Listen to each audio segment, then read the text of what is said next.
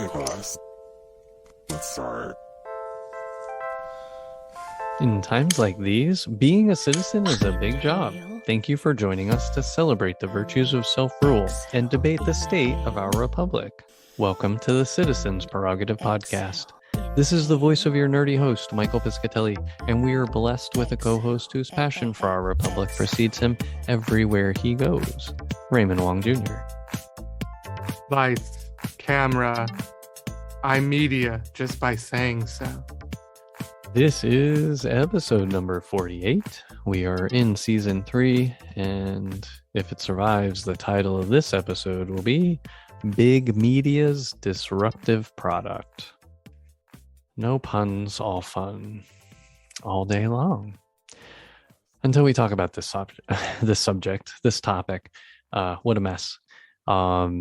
I'm going to run through some of our bullets here. Try not to make it too much of a diatribe, but this is what we get, right? And I think we've made some points. We're probably going to harp on them again, and we'll still edge into some new territory. But this is what we get with profit-motivated niches and confirmation bias zones.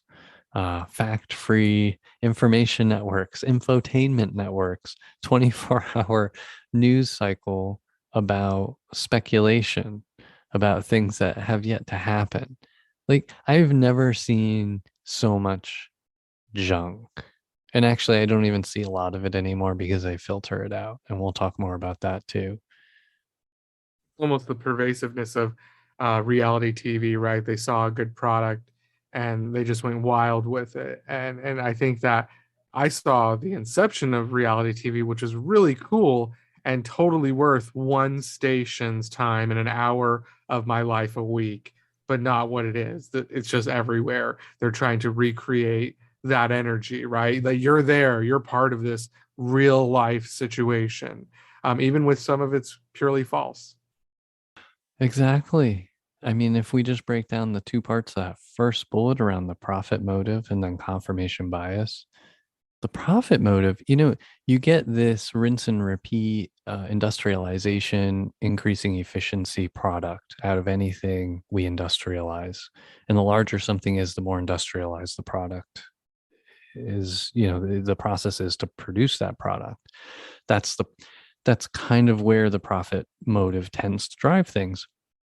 We see it in Hollywood. We see it with films. We see it with sequels and redos and yada, yada, yada. Why? Because, well, we have data that tells us this was profitable at one point in time. Let's just bring it back now. Let's just make that money again. Let's rinse it off and repeat it.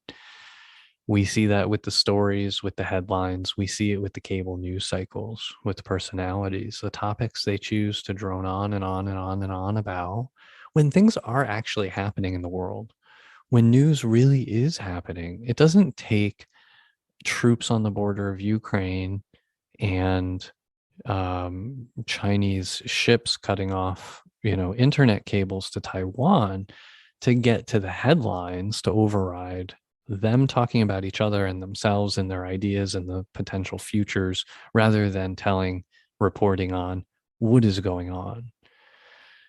It's so much cheaper. It's so much cheaper, more efficient, right? To rinse and repeat. And like you said, Ray, why even bother? Why even bother? Like, I can just fabricate things. Who's I? Anybody in the media sphere, it seems these days, can kind of come up with their own thing, because so many of them are just entertainers. They're not actually reporters or journalists, right? They can tell whatever story they want. So, and we don't know. We don't have any labels. There's no food labels. There's no media, right? They've been protected by the courts. The courts have spoken and said that some outlets can put a little disclaimer that says their opinion, or they can argue that no one in their right mind would believe this. But that's the problem with mental health. It's rampant. It's a challenge for us all to get over. It's a daily struggle, is to make sure you're aligned with some lens to what's going on in the world. Yeah, getting caught up in all of it. This soup of crazy high energy emotions. And then there's the confirmation bias side of that. So I'd say this is so nuanced. And it's almost not even worth talking about when we have such blatant junk food on the airwaves. But, there are some people who will watch things and they may see the same stories that may have been circulated offline on the airwaves, but it's been spun, respun, weaved. I mean, this is what we used to think lying looked like, maybe back in the heydays of journalism, but now we call it spin. And then there's whole channels of this 24/7, and some people only watch it. And so that's when we get into this confirmation bias zone and we're only watching the things that we think are true, we agree with. And the facts are there's multiple sides to every story. So if you're only taking it from one source, you're only looking at one side of the story, I don't know how you're going to think you know what's going on or have any sense of the facts. But that's another story. This whole thing isn't anything to do with facts or information. Watcher beware. Beware the energy vampires. This channel will suck your life and may kill you. I think that's the label they need to have. Oh, you're thinking like smoking, right? The powerful smoking industry eventually had a disclaimer on their pack before the show comes on, like, "Hey, just you watch," and then this may kill you, and then it goes into the show. It's exactly right. Oh, it's so bad. I'm laughing, but I'm trying to add some levity into this.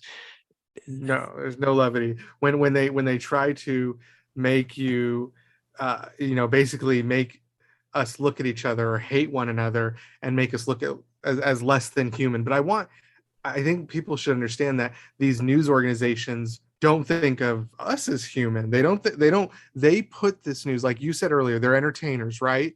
They don't care that what they're putting out they don't believe what they're saying. They know it's wrong, but they're putting it out there and they think of us as ill-informed, and it's our fault that we're falling into the trap of the system. Meanwhile, they have multi-million-dollar salaries, so they're above any reproach. They won't feel the pain that everyday Americans will from basically the carnage their entertainment creates. They are paid to deliver a product, and they do it. And you're right.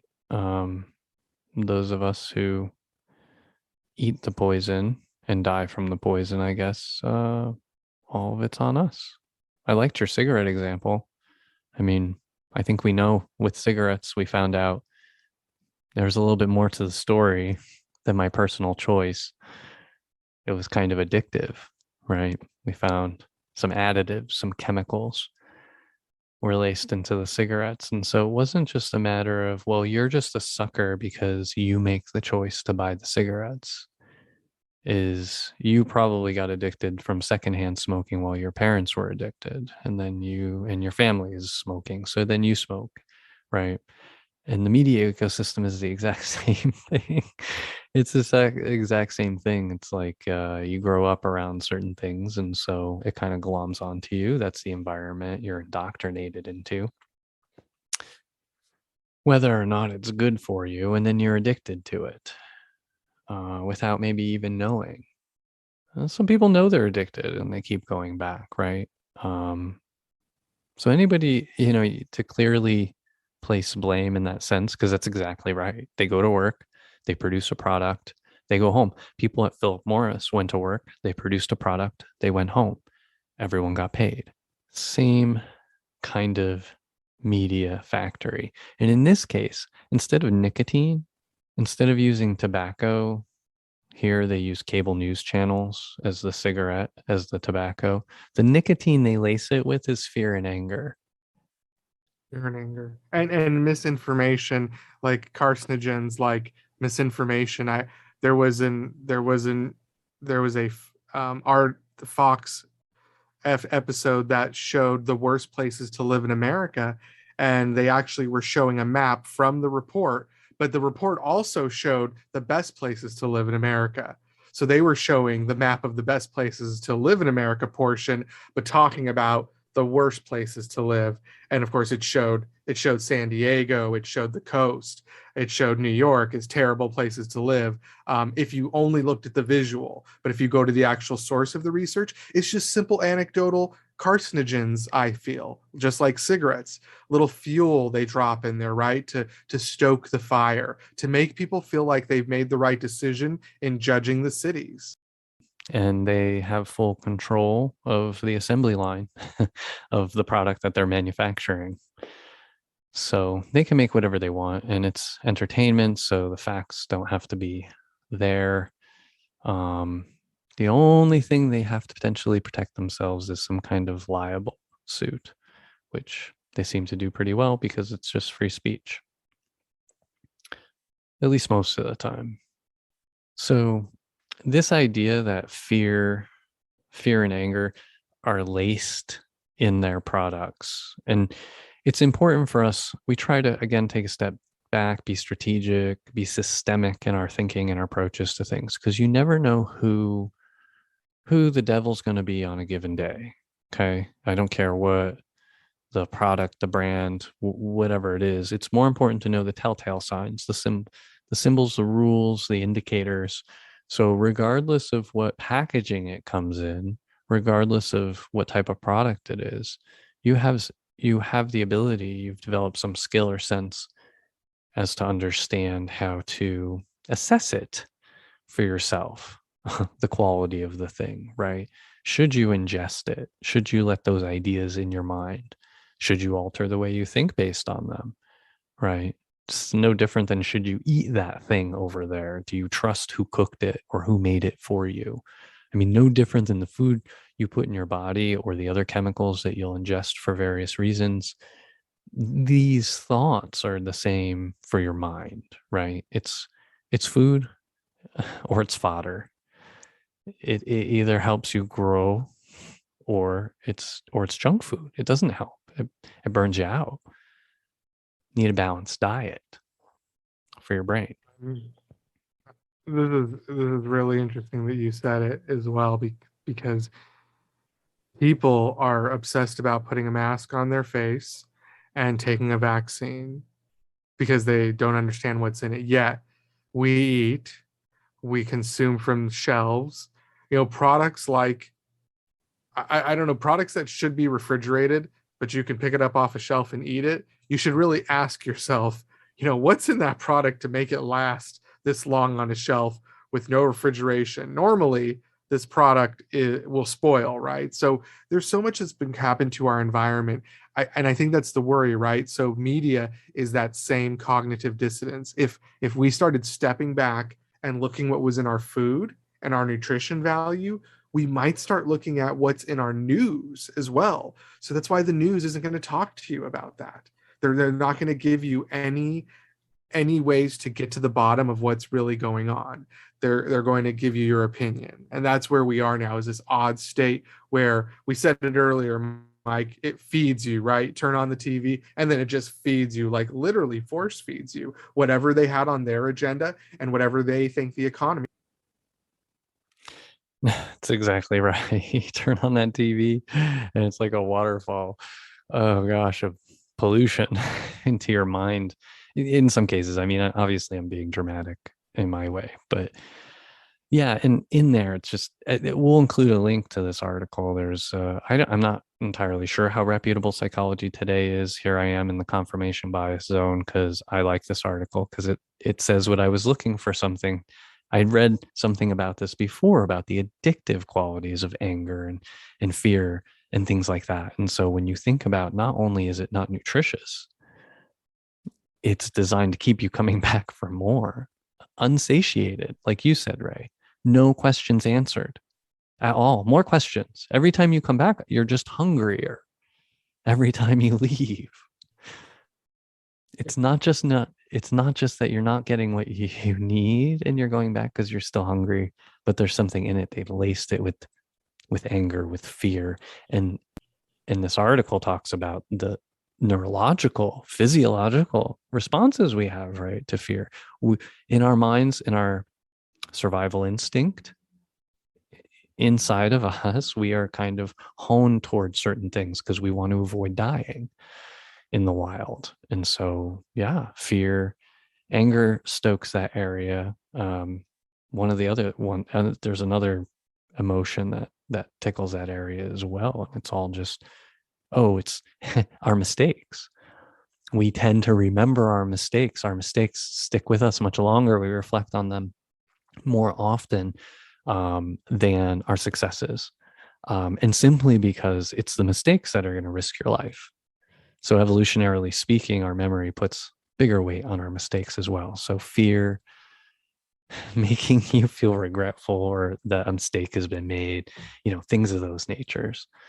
It begs the question. I have to jump in and just say, like, it begs the question that, if we are animals, as we all believe, not everyone, but then that means that the basic idea of critical thinking starts with, is that berry that I'm going to eat poisonous, or is it safe? And the last time I ate, I had that berry, I have to imagine and understand that I had it before and I had a reaction. So is that the basis for cognitive, going above the lizard brain, right? That region of just trying to denote what happened the last time you ate a berry.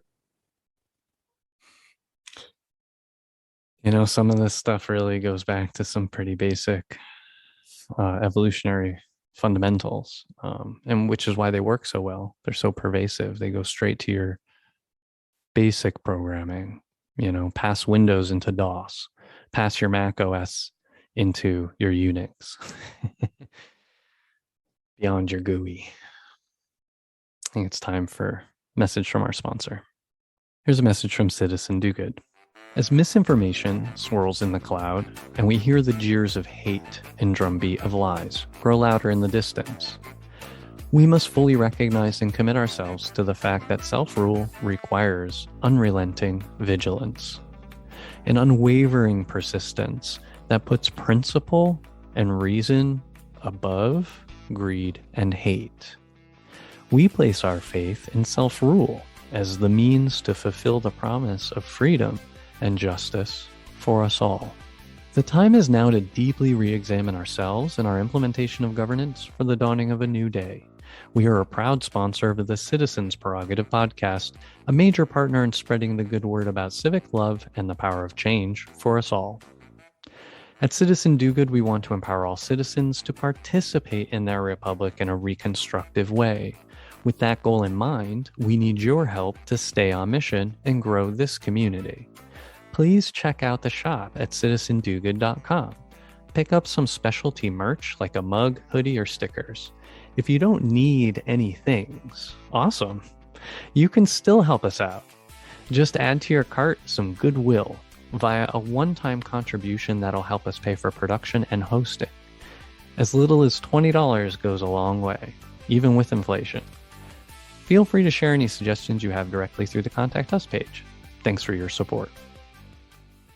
As we studied this, we came across that idea that the human neurology rewards that anger, and it makes complete sense to me as I continue down my little animal rabbit hole here. I know we're talking about media, but media, frankly, the leaders and the heads of media probably look at us as these primitive little animals because that's what they're leveraging. But you do think about anger and where it comes from, an original state. And so much of in the ecosystem, throughout nature, you see intimidation mostly as the way things are settled. You don't see actual death in nature, right? That's inefficient. A lot of the males, if you will, or the whatever species, they actually just intimidate each other. They puff up, they scream loudly, they make noises, they dance. And if you think about it, that intimidation and anger might be rooted. And, it's a beautiful thing at the same time, but dangerous. But if you think about in nature, those moments where they fight for a mate, and that's the essence of living for all of us, right? And when you protect your family or your child, or you get in front of that situation, it's going to be a necessary emotion in all of us in nature. But it's been harnessed, it's been hijacked, and it's time for all of us to get our hands around it. It's a really good call out, Ray. I mean, again, it's just some fundamental things that they're hijacking and using, you know, using ourselves against us, really, at the end of the day. And they get paid. They get paid to do it. So let's switch gears a little bit here. We're going to ease into call to action. This whole thing makes me, it's one of the very few times I would consider myself thinking to the good old days, or at least, one little snippet. I don't want to return to all of history, but there was a point in time I remember growing up when you knew you were reading a tabloid by its cover. Now it just seems like there's a blend of tabloid mixed into everything under every cover, and all of us, anyone needs to be skilled up and vigilant to be able to sift through it. We've talked about sifting in several of our previous episodes, probably when we're talking about media, just because of this very issue, the fact that there may be facts, maybe truths, maybe useful information or wisdom, or sorry, I don't want to accuse the media of ever producing any wisdom. I can't recall. Since I can't cite a source, I'm going to strike wisdom from the record. I don't think that's ever come out of there. There's some things that we can do, right, as individuals. I mean, we'll express some thankfulness that OAN, Newsmax, some of these places that may not have the most reputable nature, at least at the start. I don't know if they'll convert themselves into anything good. In any case, they're running into some headwinds to distribution, so that's some indicator. But I mean, we still have the problem that this is a very market-driven, profit-motivated thing, right? So whoever sells, whatever sells, sex or lies, is what makes the money. So we have to be cautious. We have to implement our own controls for our own life. Use our free will if you're religious, or agency if you're not. We need to muster that, call it forth, and really choose what we're going to let in. We really need to seek out and select information for ourselves. And we need to have some sources that we trust and believe in. And I know we've talked about some of these action items in the past as well, but it's worth reiterating. And I think it's more important now than ever.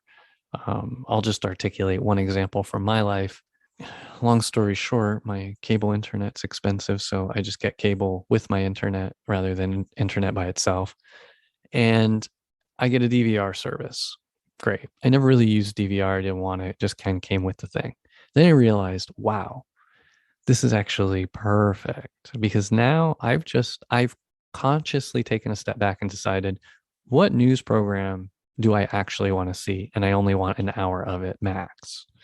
And I've gone out and I've selected the programming from local TV stations or otherwise.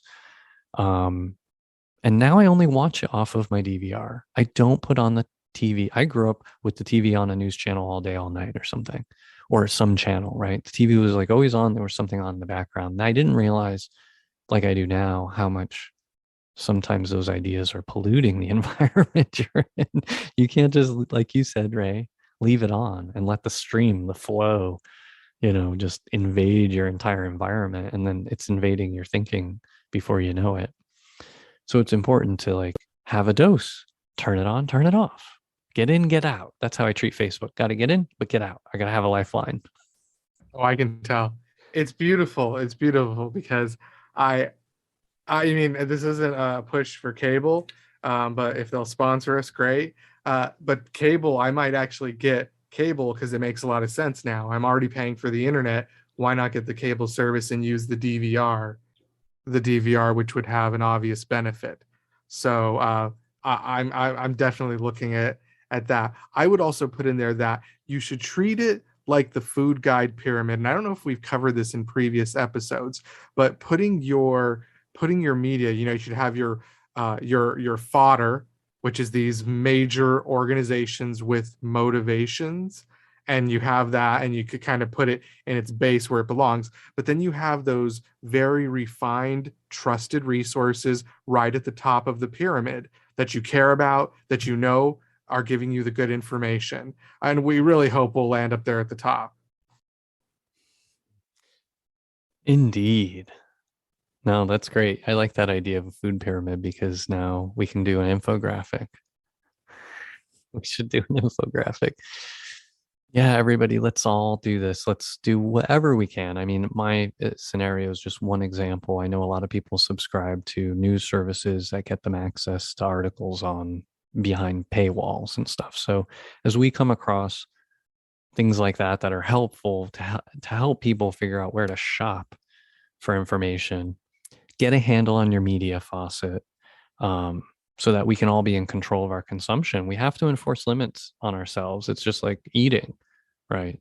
What we what we let into our minds, what we let into our bodies, same concept. We should be in control of that, and it's up to each of us to protect ourselves.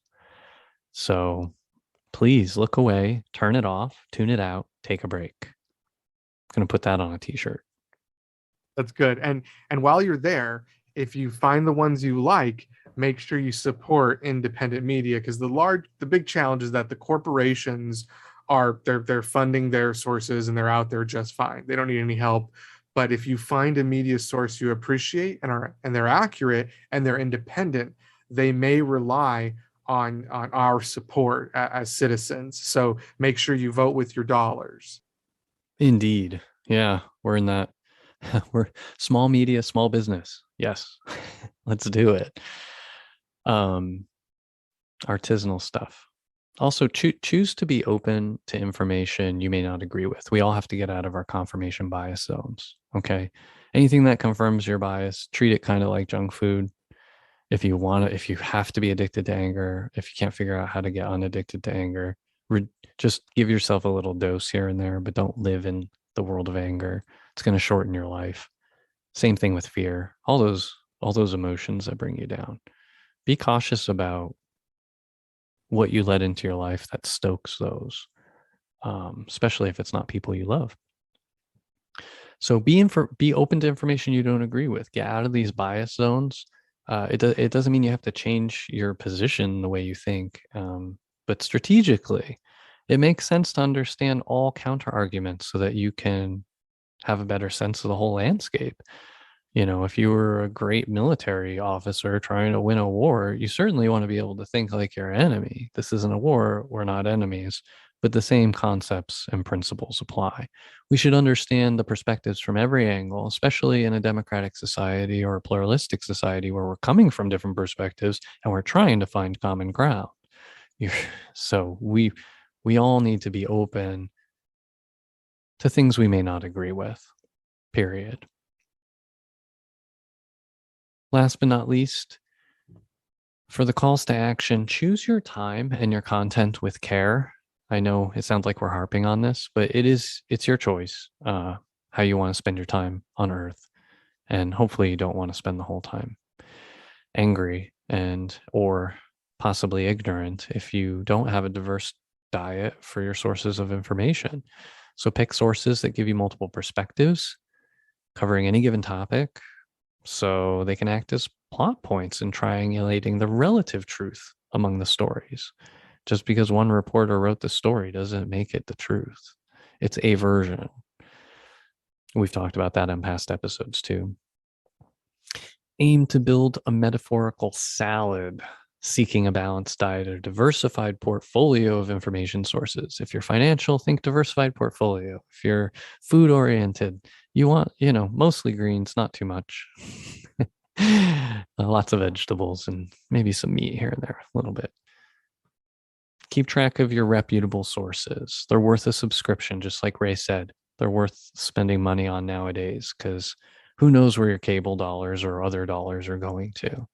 So just beyond picking a news site or a magazine, check out some of the new curated services. Here we're mentioning Inkl, INKL, although that one comes through from Australia, so you're going to get a foreign transaction fee if it's not on your Capital One credit card. And to be clear, we're not sponsored by Capital One, but also we are open to sponsorships. All right, that's going to wrap up our calls to action. We have been your hosts. Thank you to Mr. Raymond Wong Jr. Thank you, Mr. Piscatelli. I'd just like to point out that you're old enough that you finally say back in your day. Oh, wow. Age is just a number. Someday you'll understand. This has been something, it's for sure. For information on this and other episodes, head over to citizendogood.com and click on podcast. While you're there, hit up the Contact Us page and leave a comment. We'd love to hear from the community. Special thanks to you, our listeners. We save the best for last. You are the best. You have been for years. Thanks for your support. We know it's painful and we love you. Intro music sample from OK Class by Ozzy Jock under Creative Commons license through freemusicarchive.org. Other music provided royalty free through Fesliyan Studios Inc.